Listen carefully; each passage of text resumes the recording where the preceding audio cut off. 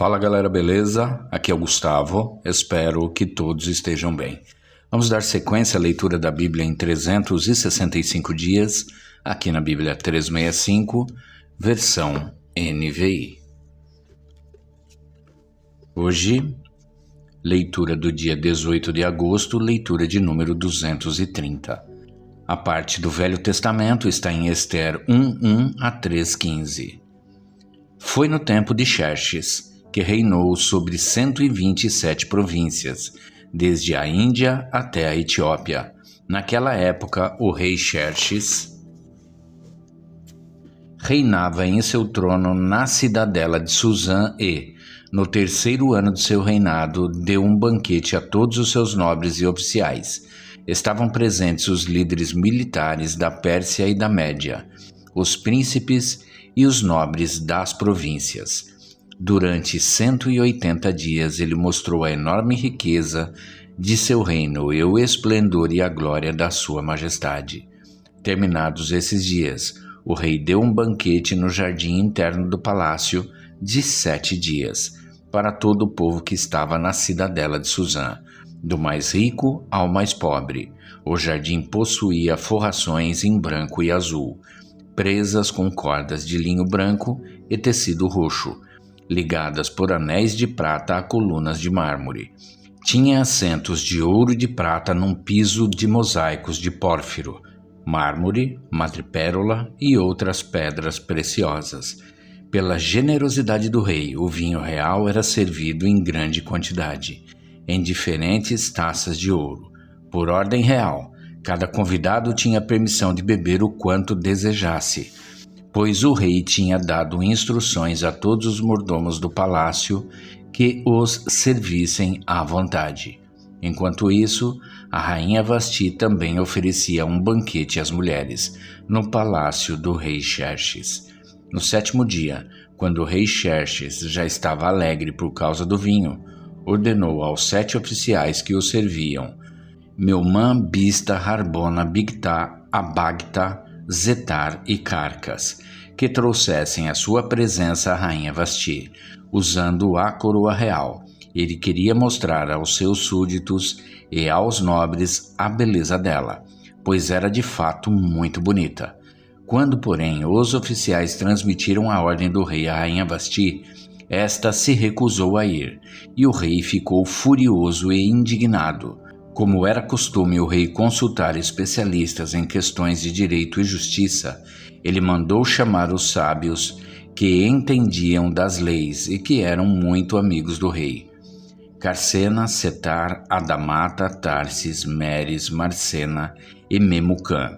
Eles eram os 7 nobres da Pérsia e da Média que tinham acesso direto ao rei e eram os mais importantes do reino. O rei lhes perguntou: de acordo com a lei, o que se deve fazer à rainha Vasti? Ela não obedeceu à ordem do rei Xerxes, transmitida pelos oficiais. Então Memucã respondeu na presença do rei e dos nobres: a rainha Vasti não ofendeu somente o rei, mas também todos os nobres e os povos de todas as províncias do rei Xerxes, pois a conduta da rainha se tornará conhecida por todas as mulheres, e assim também elas desprezarão seus maridos e dirão: o rei Xerxes ordenou que a rainha Vasti fosse à sua presença, mas ela não foi.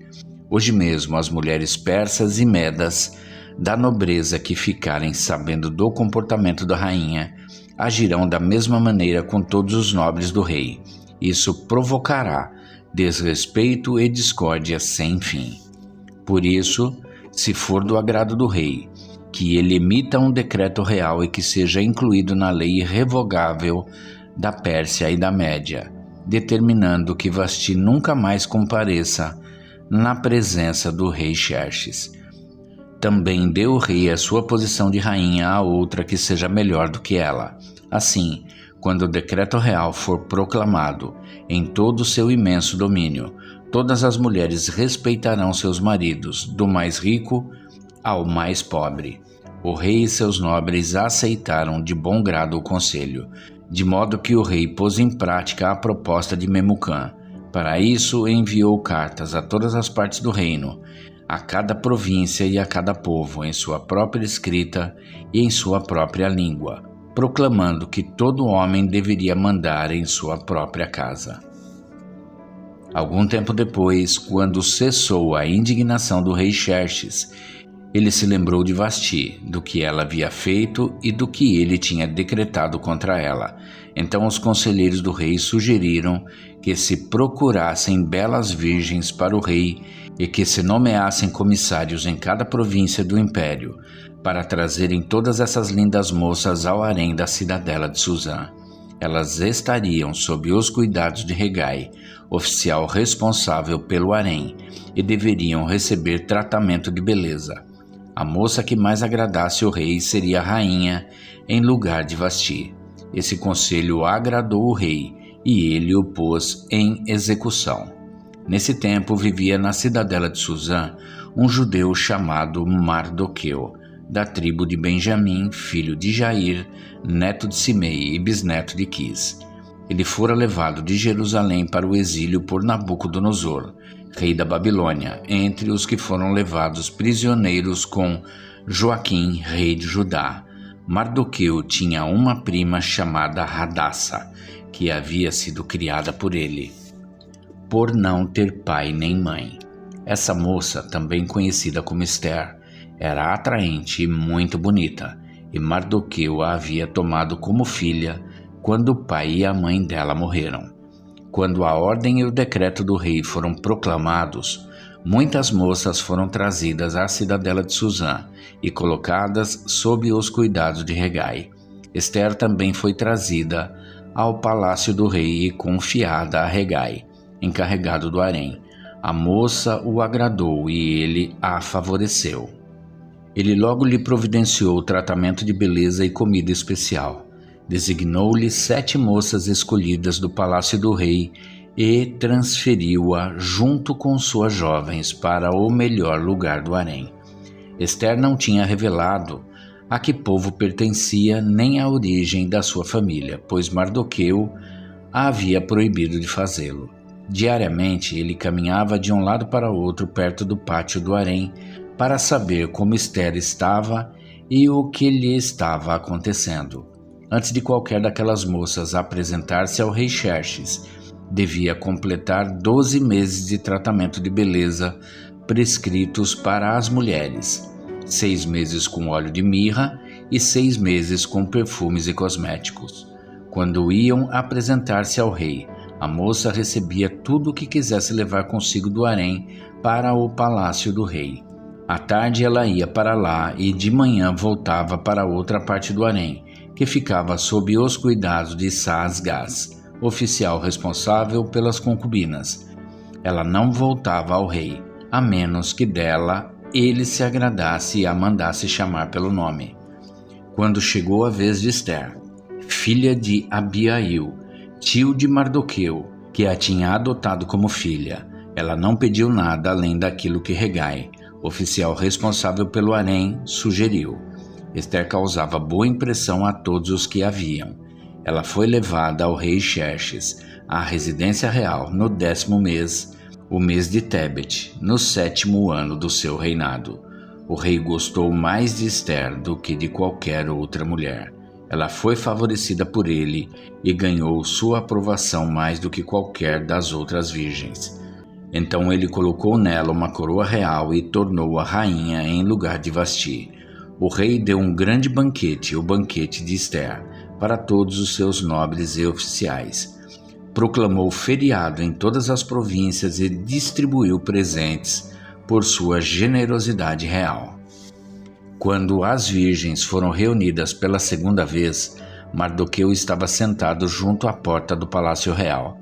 Ester havia mantido o segredo sobre seu povo e sobre a origem de sua família, conforme a ordem de Mardoqueu, pois continuava a seguir as instruções dele, como fazia quando ainda estava sob sua tutela.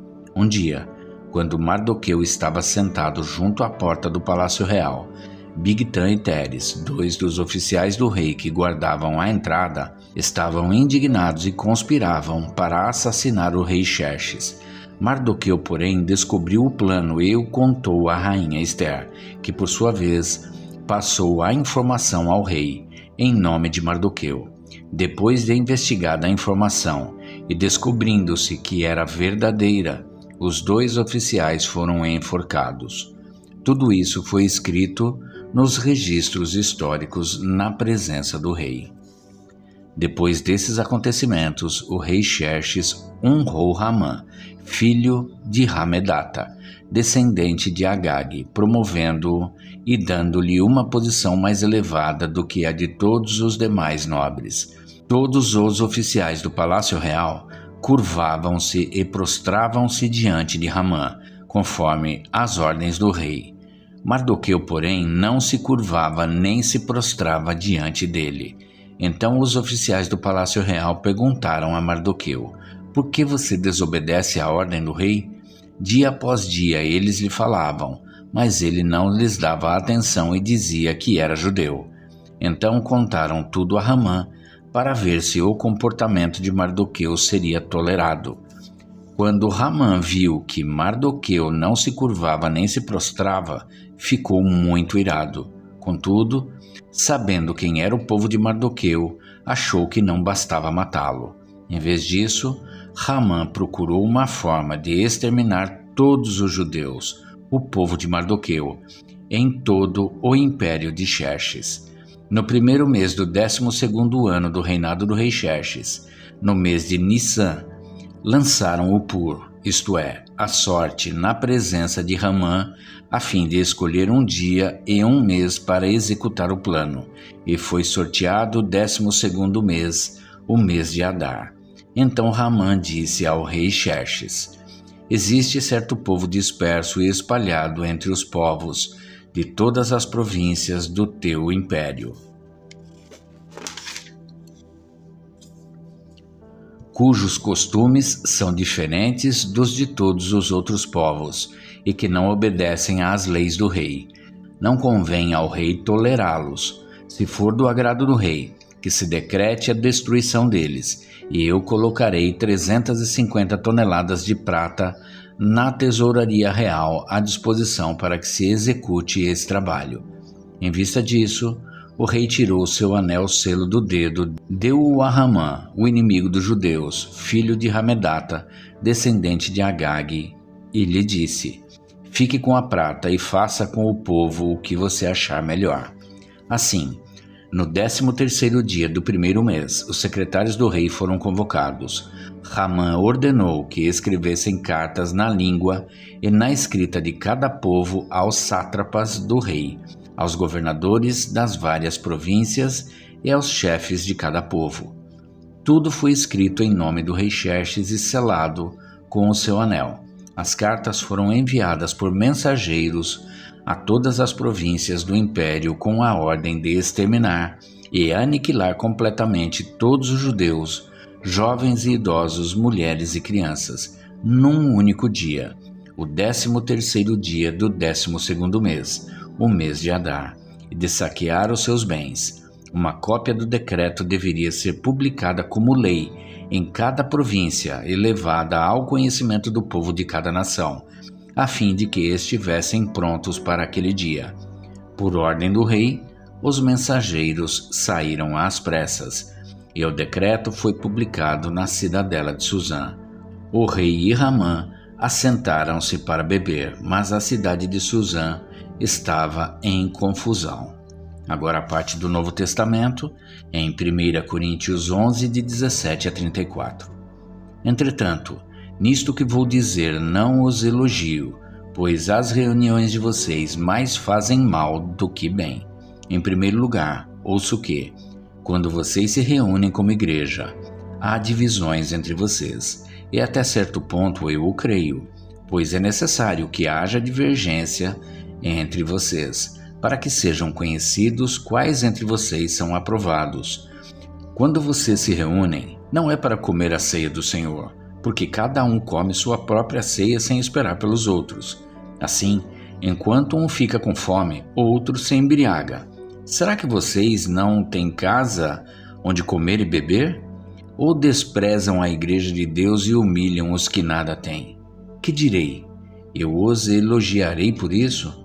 Certamente que não. Pois recebi do Senhor o que também entreguei a vocês, que o Senhor Jesus, na noite em que foi traído, tomou o pão e, tendo dado graças, partiu-o e disse: Isto é o meu corpo que é dado em favor de vocês. Façam isto em memória de mim. Da mesma forma, depois da ceia, ele tomou o cálice e disse: Este cálice é a nova aliança no meu sangue. Façam isto sempre que o beberem em memória de mim. Porque, sempre que comerem deste pão e beberem deste cálice, vocês anunciam a morte do Senhor até que ele venha. Portanto, todo aquele que comer o pão ou beber o cálice do Senhor indignamente será culpado de pecar contra o corpo e o sangue do Senhor. Examine-se cada um a si mesmo, então coma do pão e beba do cálice. Pois quem come e bebe sem discernir o corpo do Senhor, come e bebe para a sua própria condenação.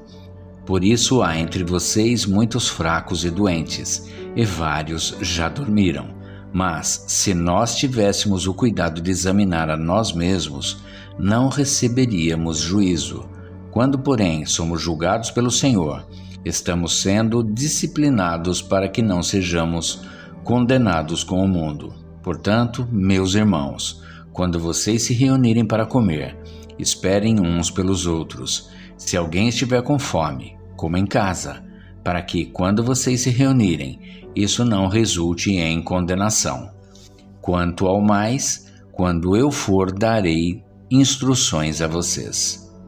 Agora a parte de Salmos 35, de 17 a 28. Senhor, até quando ficarás olhando? Livra-me dos ataques deles. Livra a minha vida preciosa desses leões. Eu te darei graças na grande assembleia. No meio da grande multidão te louvarei. Não deixes que os meus inimigos traiçoeiros se divirtam à minha custa. Não permitas que aqueles que sem razão me odeiam troquem olhares de desprezo. Não falam pacificamente, mas planejam acusações falsas contra os que vivem tranquilamente na terra. Com a boca escancarada, riem de mim e me acusam. Nós vimos, sabemos de tudo. Tu viste isso, Senhor? Não fiques calado. Não te afastes de mim, Senhor.